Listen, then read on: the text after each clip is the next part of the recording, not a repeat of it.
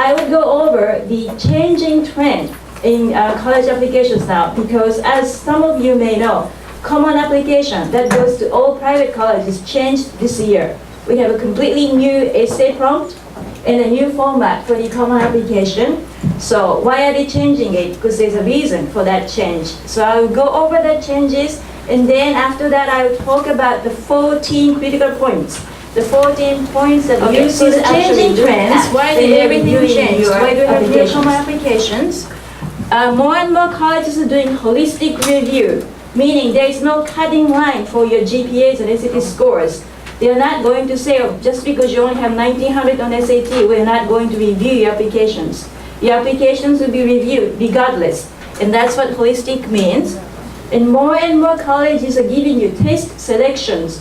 Test selections in this case means you can either submit your SAT score with 2 subject SAT scores, or you can submit 3 AP test scores, or you can submit 3 SAT 2 subject scores, or if your GPA hits a certain level, some schools say you don't have to give us SAT scores. There are some schools that don't even look at SAT scores. So what are they going to look at? Your other portions of applications have to be complete.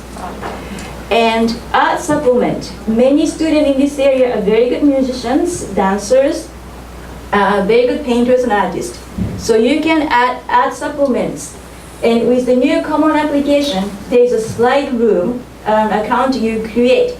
And you can upload your artwork, you can upload your performance, you can, and many of the juniors used to do that during the summer. But I'm finding out that it's not enough time, because it's actually very difficult to get the studio time to videotape yourself in this area. So I would encourage you to start early. Complete it before your junior year ends, so that you have something to show to colleges. And also, with the old common app, you could only choose one. If you're a good dancer, but you also play piano very well, you had to choose one of them. But now you can have both. There are ways to do that. So I would encourage you, if you're talented in any of these areas, it does add a lot of point to your application. Varsity sports. Quite a few of my students actually videotape their performances and send them to colleges, because you're very good. You're on national level, colleges will recruit you.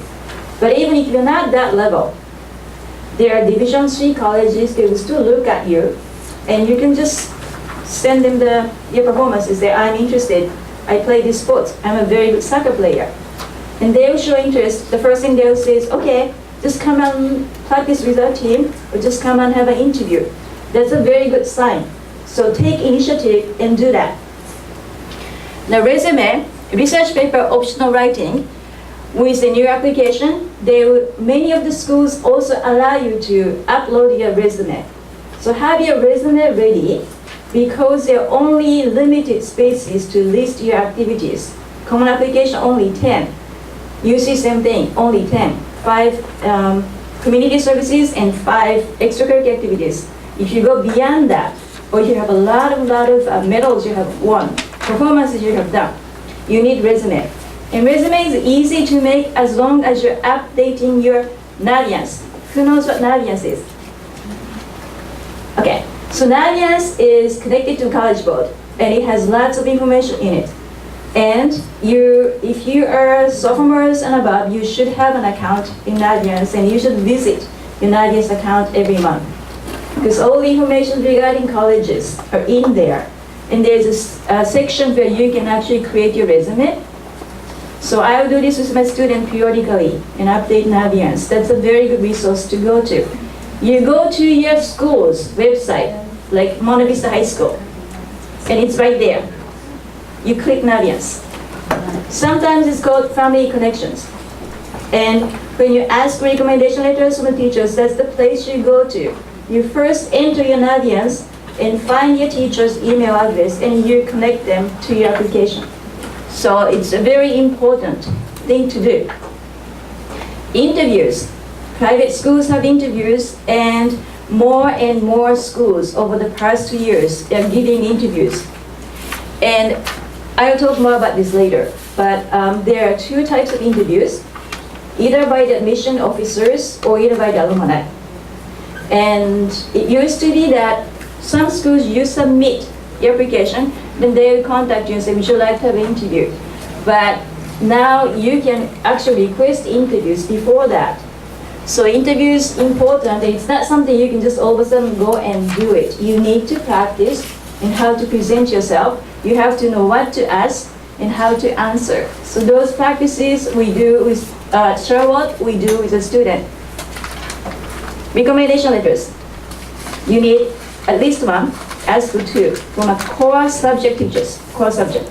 So math, science, English, history. And with the new common application, there are sections where you can actually link people outside of school. So if you do a volunteer work, or if you are playing sports, you have a coach, whoever can write a good recommendation letter, you can link them. So keep that in mind. Finally, early action, early decision. Who doesn't know? Early decision, early action. So early action is you just apply early to colleges. Usually it's November 1st, as opposed to December 31st to January. An early decision is binding, it's legally binding. You have to attend that school if the college accepts you.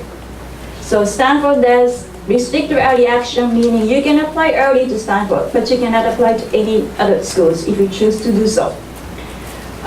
Santa Clara University has early action, early decision, and regular. So you can choose any of them. The difference is early action just means you're applying early. It doesn't necessarily increase your chances. So I usually actually discourage students trying to just do early. So I want to finish early. I just want all the schools that I can apply early, I'm going to do it. If you can handle it, great. But otherwise, if I don't want you to be submitting something with an immature, premature essays. So picking a couple of schools for early action is easy, but keep in mind it doesn't necessarily improve your chances.